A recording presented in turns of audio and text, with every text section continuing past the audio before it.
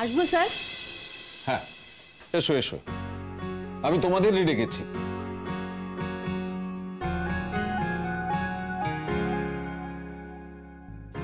ইনি হলেন মৃণাল কান্তি, ইতিহাসের টিচার। উনি হচ্ছেন সাগর, বাংলার টিচার। আর ইনি হচ্ছেন স্বর্ণালী, ম্যাথমেটিক্সের টিচার। আর ইনি হলেন নিশীথ, ভূগোলের টিচার। আর ইনি হলেন অপরাজিতা, বিজ্ঞানের টিচার, ফিজিক্যাল সায়েন্স। আচ্ছা, আর কেউ এলেন না? স্যার অন্যরা ক্লাস নিচ্ছেন স্যার, তো আমাদের এই ফার্স্ট পিরিয়ডটাতে কোনো ক্লাস ছিল না, তাই এলাম স্যার। ভালো করেছো, খুব ভালো করেছো। এখন আলাপ করিয়ে দিই, আমাদের স্কুলে নতুন টিচার জয়েন করছেন। উনি হলেন শিমুল ব্যানার্জি। পরাগ ব্যানার্জির স্ত্রী তো? হ্যাঁ, পরাগ ব্যানার্জির স্ত্রী। এটা ওর পরিচয় নয়। উনি একজন শিক্ষিকা, একজন ইন্ডিপেন্ডেন্ট টিচার। এটাই ওর পরিচয়। নমস্কার স্যার। এটাও ওনার একটা পরিচয়। আসলে উনি না থাকলে তো ইনি ঠিক চাকরিটা পেতেন না। ইনি তো সবার মতো চাকরির পরীক্ষা দিয়ে আসেননি, কম্পেনসেশন গ্রাউন্ডে চাকরিটা পেয়েছেন, তাই তো? হ্যাঁ, এটা ঠিকই বলেছেন। আমি আপনাদের মতো যোগ্যতার পরীক্ষা দিয়ে এখানে আসিনি। তবে আপনারা যদি সবে সহযোগিতার হাত বাড়িয়ে দেন, তাহলে আমি আপনাদের মতোই তৈরি হতে পারবো। মানে আপনারা আমাকে তৈরি করিয়ে দিতে পারেন, আর এই ভরসা আমার নিজের ওপর আছে। আজকাল না কেউ কারোর দিকে সহযোগিতার হাত বাড়িয়ে দেওয়ার মতো সময় নেই। যার যা নিজের যোগ্যতা প্রমাণ দিয়ে তবেই জয়েন করে। আজকাল সময় কোথায় বলুন তো তৈরি করে নেওয়ার মতো? আজকাল স্টুডেন্টরাও না রেডিমেড টিচার পেতে চায়। তৈরি করে নেওয়া হবে এরম টিচার নয়। এ কথা বললে চলবে না। শিক্ষকতা হলো একটা নোবেল প্রফেশন। যার যত নলেজই থাকুক না কেন, শিক্ষকতা এমন একটা ব্যাপার যেখানে প্রতিদিনই তাকে নতুন নতুন পরীক্ষা দিতে হয়। আর সেই পরীক্ষার পরীক্ষক হন ছাত্রছাত্রীরা। হ্যাঁ, হয়তো ডিরেক্টলি তারা পরীক্ষা নিতে পারে না। একজন ছাত্রকে একজন শিক্ষক কতটা নৈতিকতার শিক্ষা দিল, কতটা শিক্ষা সে ছাত্রর মধ্যে প্রভাব বিস্তার করতে পারলো, যে তার নিজের জীবনে সাকসেসফুলি প্রয়োগ করতে পারলো, এইটা যখন একজন ছাত্রকে মধ্যে ঘটবে, তখনই তাকে আমরা বলবো প্রকৃত শিক্ষকতা। আমি তো তোমাদের আগেই বলেছি, আমি সেই ধরনের পড়াশোনায় বিশ্বাস করি না। একজন শিক্ষকের প্রভূত নলেজ আছে, হ্যাঁ, আর সেই নলেজ ছাত্রছাত্রীদের মধ্যে পাস অন করিয়ে দিলে তাকে প্রকৃত শিক্ষক বলা যায় না। একজন শিক্ষককে ছাত্রছাত্রীদের কাছে প্রকৃত বন্ধু হয়ে উঠতে হবে আগে। মনের বিকাশ ঘটাতে হবে, সংস্কৃতির বিকাশ ঘটাতে হবে, নৈতিক বিকাশ ঘটাতে হবে, তবেই তাকে আমরা প্রকৃত শিক্ষক বলে চিহ্নিত করতে পারব। আর এই কথাগুলোই আমি এখন শিমুলকে বলছিলাম। আমি আপনাকে অসম্মানিত করব না স্যার, আবারও বলছি, আপনি আমার ওপর ভরসা রাখতে পারেন। বাবা, আপনার তো খুব কনফিডেন্স। প্রথম দিনেই এত কনফিডেন্স! আমাদের তো এই কনফিডেন্স আনতে বেশ কয়েক বছর লেগে গেছিল। ছেলে মেয়েরা কি বলবে সেটা ভেবেই তো একটা টেনশনে থাকতাম। কি তোমাদেরও তো তাই অবস্থা ছিল নাকি? আসলে আপনাদের মতো তো যোগ্য হয়ে আসেনি, তাই আমার টেনশনটা কম, কনফিডেন্সটা বেশি। আমি জানি আমি ঠিক একদিন আপনাদের মতো তৈরি হয়ে উঠতে পারবো। শোনো শিমুল, আমাদের স্কুলে লেখাপড়ার বাইরেও সাংস্কৃতিক কর্মকাণ্ড কিন্তু আছে। সেখানে নাচ গান, আমাদের শিক্ষকরা কিন্তু যথেষ্ট পারদর্শী। সামনে তো 25শে বৈশাখ আসছে, তুমিও তো সংস্কৃতি জগতের মানুষ। না না স্যার, ওইভাবে কিছু না। সাংস্কৃতিক জগতের মানুষ মানে আপনি কি গান করেন না, মানে নাকি আরো অন্য কিছু? না না, আসলে আমি একজন ডান্সার। ছোটবেলা থেকেই নাচে খুব আগ্রহ ছিল, নাচ শিখেছি। আর এখন না আমাদের একটা দল আছে, সেখানে নাচ গান সবই হয় আর কি, বন্ধুদের দল, কথা স্টাইলে। ও, তাহলে 25শে বৈশাখের অনুষ্ঠানে আপনিও কি স্টুডেন্টদের সঙ্গে নাচবেন নাকি?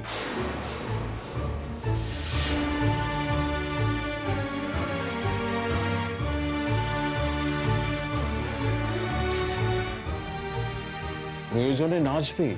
নাচ কি অন্যায় নাকি? রবি ঠাকুর নিজেই একসময় নাচের তালিম দিতেন।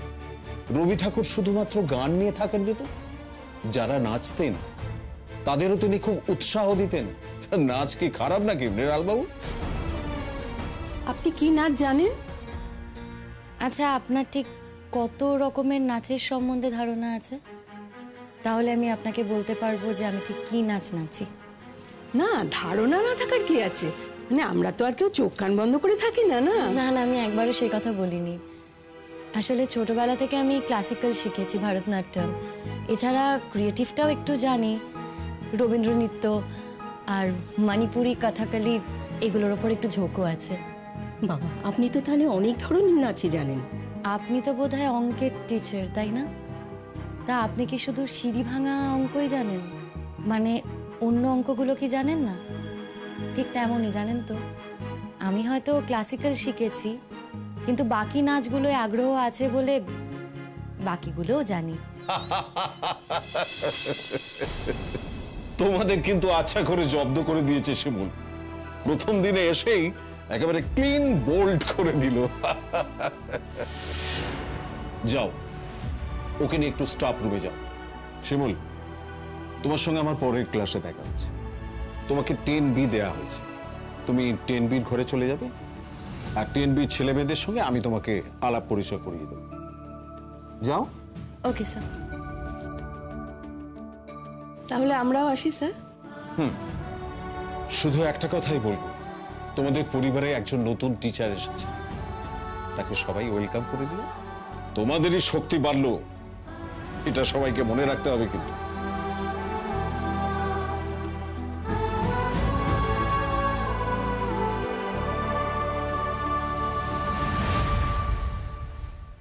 আয় আয়, আমি সকাল থেকেই ভাবছি কখন আসবি, একটু জিজ্ঞেস করব নতুন কাজ, প্রথম দিন কেমন লাগলো। দেখো, প্রথম দিন যে সবাই আমাকে খুব ভালো করে মন থেকে মেনে নিয়েছে তা নয়, তবে হেড স্যারকে তো জানো, উনি খুবই ভালো মানুষ, আমায় খুবই ভালোবাসেন। তবে স্টুডেন্টদের প্রথম প্রথম একটু অসুবিধা হচ্ছিল কারোর কারোর, পরে সবটা ঠিক হয়ে গেছে। अरे अब कैसा लग रहा है ये बताओ। ओ हाँ, कल से तो तुम्हें सुबह सुबह जेते होबे, अब तो रोज आना जाना लगा रहेगा, है ना? হ্যাঁ, এখন রোজই তো যেতে হবে। কি মনে হচ্ছে জানো তো, মনে হচ্ছে জীবনটা একেবারে পাল্টে গেল, আর এটা সম্ভব হয়েছে শুধুমাত্র পরাগের জন্য।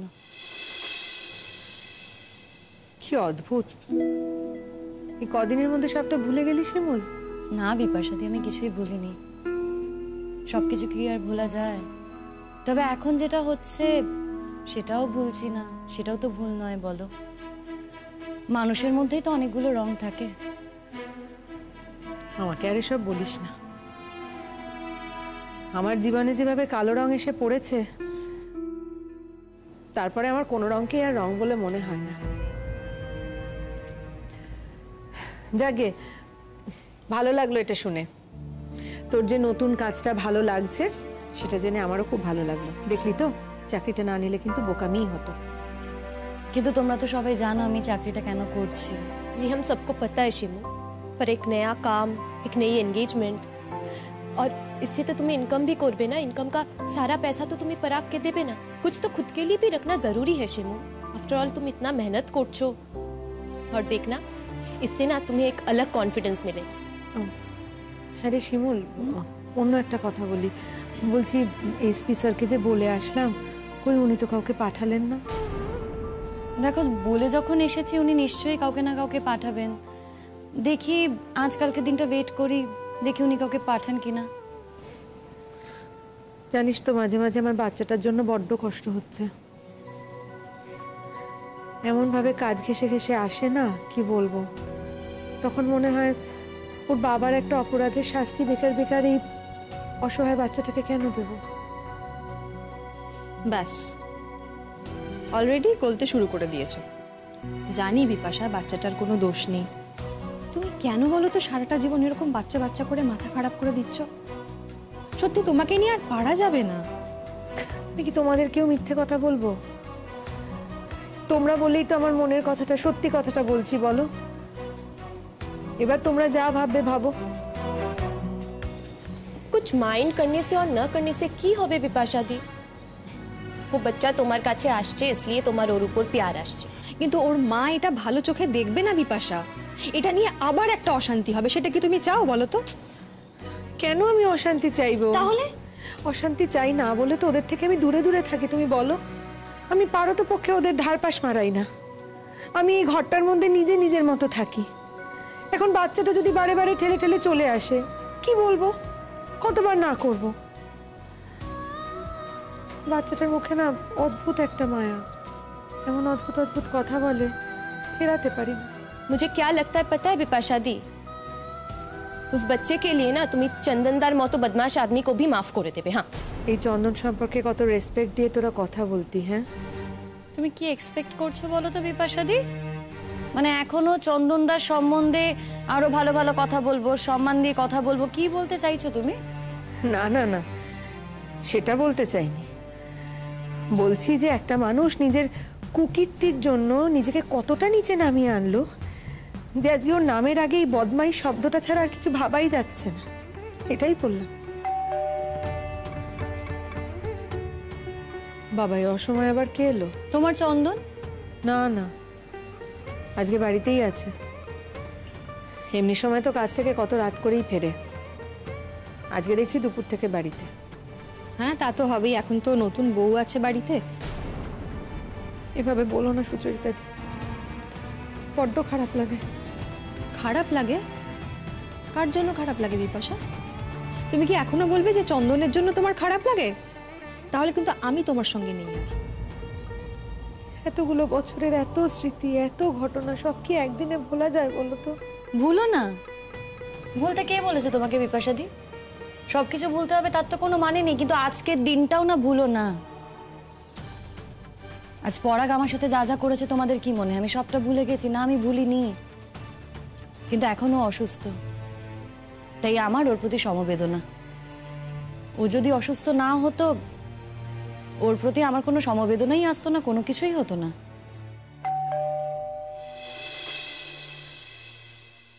তখন থেকে বেল বাচ্চা, কেউ দরজা খুলছে না।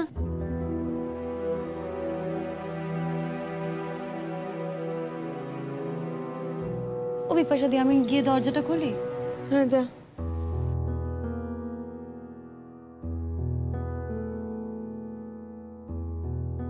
দেখি, আমি খুলছি।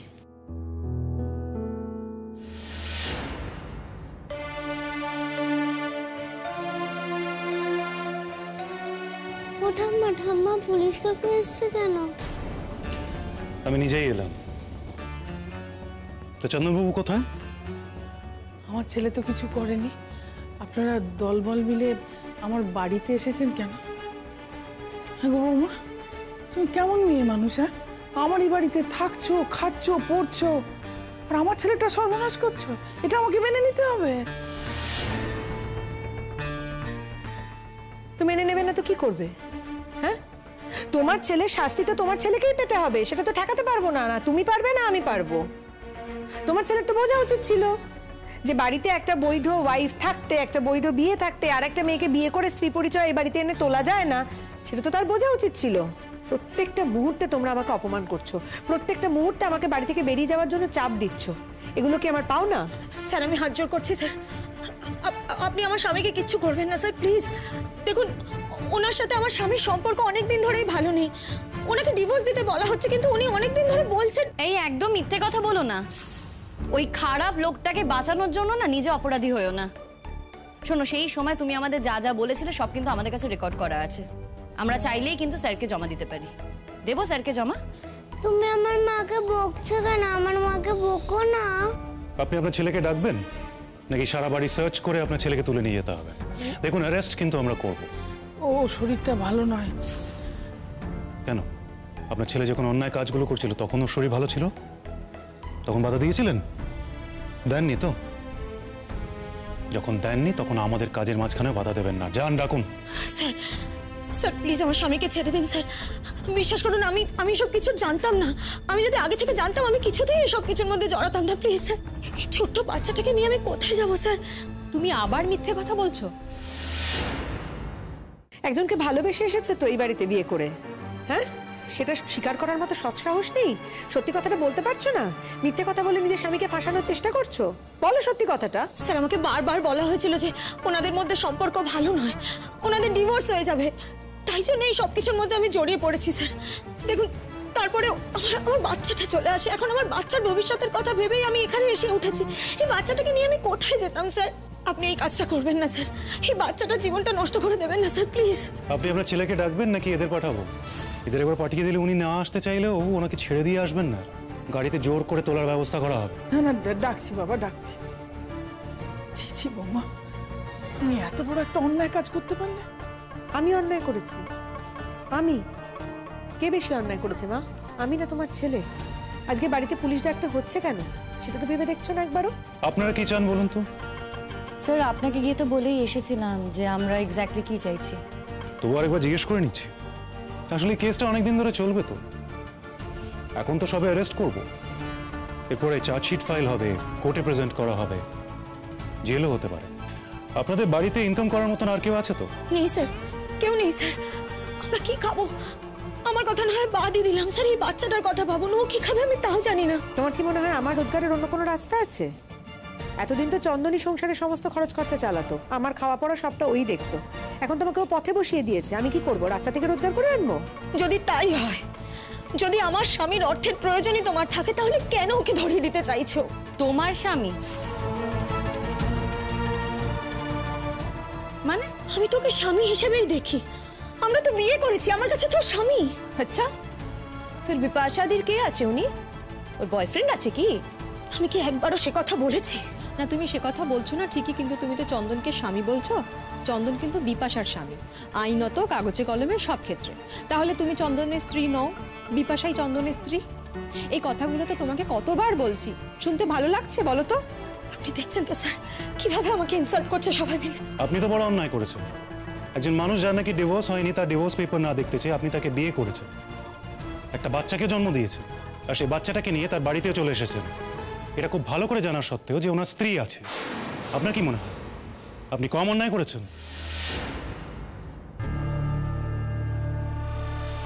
হ্যাঁ স্যার, নমস্কার, বলুন। চলুন, আপনাকে থানায় যেতে হবে। আমাকে? কেন স্যার, আমার কি অন্যায়? কেন যেতে হবে বুঝতে পারছেন না? না স্যার, বিশেষ করে আমি সত্যি বুঝতে পারছি না। মানে আমাকেও তো জানতে হবে যে আমার নামে কোনো ওয়ারেন্ট আছে কিনা। মানে এমনি এমনি নিশ্চয়ই আপনি আমাকে থানায় ডাকবেন না বা অ্যারেস্ট করবেন না, তাই না? আমি করতে পারি না করতে পারি আমি খুব ভালো করেই জানি। আপনাকে আমি অ্যারেস্ট ওয়ারেন্ট ছাড়া অ্যারেস্ট করতে আসিও নি। ভালো যে আপনি নিজের মুখেই বলে দিলেন অ্যারেস্ট করার কথা, আপনি অ্যারেস্ট হতে চান। দ্যাটস গুড, কারণ এই হলো অ্যারেস্ট ওয়ারেন্ট।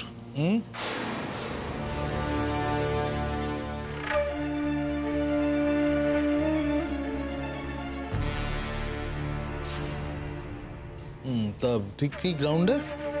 কি গ্রাউন্ডে হতে পারে আপনি বুঝতে পারছেন না? স্যার বিশ্বাস করে আমি সত্যি বুঝতে পারছি না। নাটক করে কিন্তু স্যারের হাত থেকে বাঁচতে পারবে না তুমি চন্দনদা, তাই এসব নাটক করে কোনো লাভ নেই। আপনি নিজেই দেখে নিন স্যার, এত বড় একটা অন্যায় করে এখন আপনাকে লাজে খেলাচ্ছে। কিছুতেই তো স্বীকার করছে না যে ও একটা বৈধ বিয়ে থাকতে আর একটা মেয়েকে বিয়ে করে এনে ঘরে তুলেছে। স্যার এটা আমাদের পারিবারিক ব্যাপার। যাই হোক, তা আপনাকে একটা কথা বলি স্যার, আমি কি এত বোকা বলুন তো? আমি কি এটা জানি না যে একটা বিয়ে থাকার মানে একজন স্ত্রী, আমার স্ত্রী বিপাশা, ও থাকাকালীন আমার যে আরেকটা বিয়ে করা সম্ভব না, এটাকে আমি জানি না বলুন তো? এটা সম্ভব, এটা হয়? ও আচ্ছা, ওদের কথা বলছেন? মধুরিমা? স্যার মধুরিমা আমার বন্ধুর স্ত্রী। বাচ্চাটাও আমার বন্ধু ওদের ফেলে গেছে, ওদের সেই কারণে আমি বাড়িতে নিয়ে এসে রেখেছি। কি মনে করেছো তুমি চন্দনদা?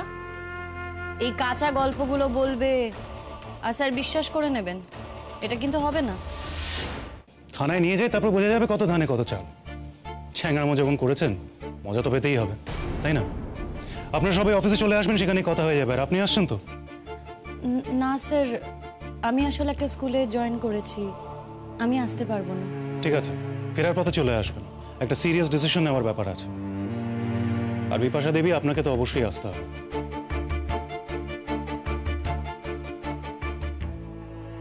ও ভালো আন্টি, বাবা আজকে বাড়ি ফিরবে না?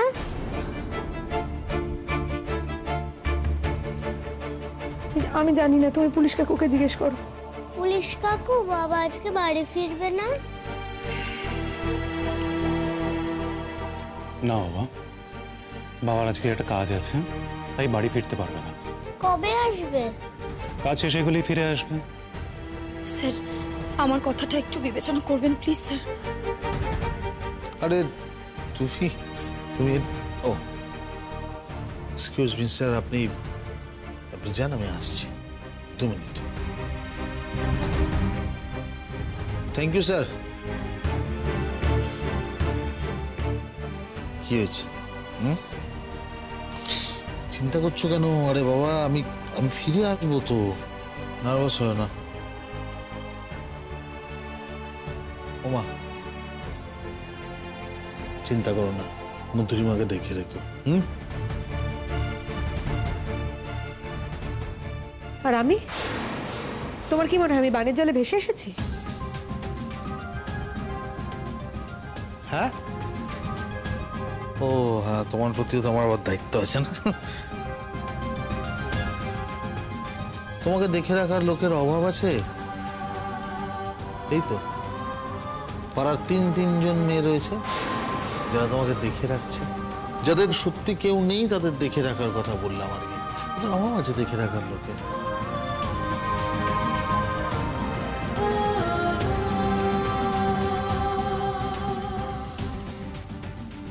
আরেকটা কথা,